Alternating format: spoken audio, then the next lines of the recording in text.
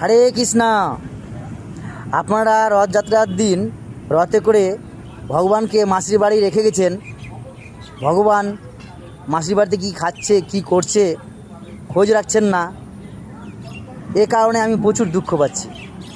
আপনারা সকলে আসবেন ভগবানের মাসির বাড়ি, স্থান আলামপুর স্ট্যান্ডের পাশে সরস্বতী শিশু মন্দির স্কুলের মাঠে। ভগবানকে এখানে 3 বার সেবা দেওয়া হচ্ছে। দুপুরে 56 ভোগ নিবেদন করা হচ্ছে, আর দুপুরে ভক্তদের জন্য প্রসাদ থাকছে ব্যবস্থা। রাত্রি 9টায় ভক্তদের জন্য প্রসাদ থাকছে ব্যবস্থা। তো আপনারা সকলে আসবেন, দেখবেন ভগবান কত খুশি আছে।